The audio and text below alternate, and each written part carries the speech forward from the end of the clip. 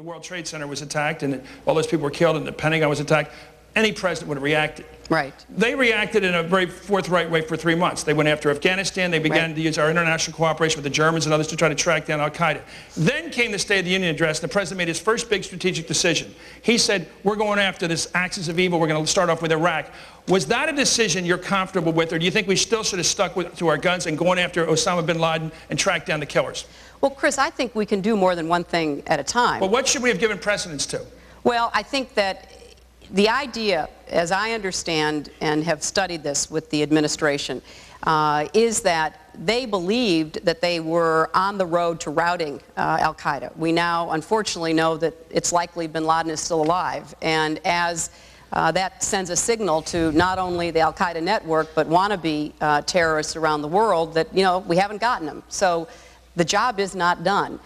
The attempted linkage between Iraq and what happened to us on September 11th has never been proven, but there is a very strong argument that any rogue state, particularly one headed by a person of such megalomania and a history of gross miscalculation like Saddam Hussein, in this new world where you've got organized terrorists with money and means and global reach, who could therefore get access to weapons of mass destruction, means that we have to put some attention there.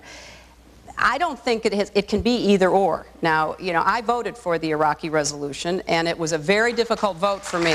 Now, you know, okay. Why don't you, it's great. Good.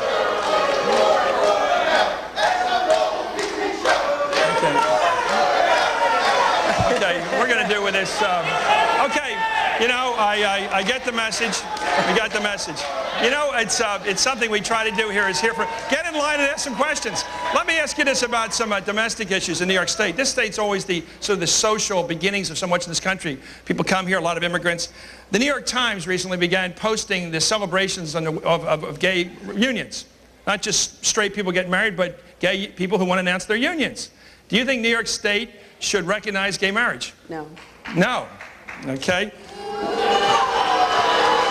Would you, let's talk about it. I'm going to run through these, and then we're going to this kid right here. Would you apply an abortion litmus test when reviewing judicial nominees, especially the Supreme Court? Would you insist that a person be pro-choice before you accepted them?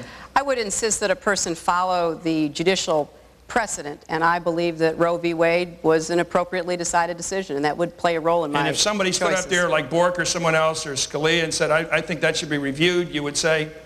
I would say, you know, it depends upon the person's record, but if they had a record of what I consider kind of a radical, non-mainstream judicial philosophy, I don't think that that's appropriate. I think we need to have judges who follow precedent. Would you filibuster a nominee who was pro-life? No, it would depend upon who the nominee was. And there are, you know, remember Mario Cuomo, who was at one time considered for the Supreme Court and is a staunch Catholic, and also because of his understanding of our Constitution and our laws and individual conscience and freedom is also pro-choice.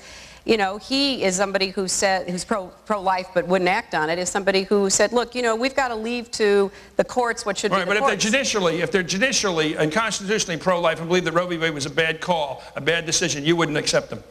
I would find it difficult to vote for someone who I thought wanted the government to interfere with the most personal of all decisions. This is something that should be left to your conscience, your religious beliefs, your personal decision making. Right now, the Constitution, as written originally, prohibits immigrants from running for president. You have to be native born. Would you like to see that changed? To allow an immigrant to run for president, like the new governor of Michigan, Jennifer Granholm? Well, I think that's one of the issues we should look at. You know, nobody's ever asked me that before. I think we ought to consider it. Yeah, well, we ought to consider it. Do you think I've never thought about it before. If somebody came here and they were 2 weeks old or 6 years old or 20 years old, should Henry Kissinger be allowed to be president? They're absolutely Americans. Should Arnold Schwarzenegger be able to be president? Well, now, we'll have to think about that. In general terms, would you like to see the Constitution reopened in that area? And you know, I'm very reluctant to have the Constitution reopened because, unfortunately, there are a lot of very powerful interest groups who would do a lot of damage to what our founders tried to set up. So I'm saying no to immigrant presidents and no to gay marriages. Well, I believe in civil unions. I believe in domestic partnerships. I think marriage has both, you know, has a different meaning, and I think. But you would recognize the union in New York State? Yeah, unions and domestic partnerships. Okay, I think. great. Yeah. Thank you very much.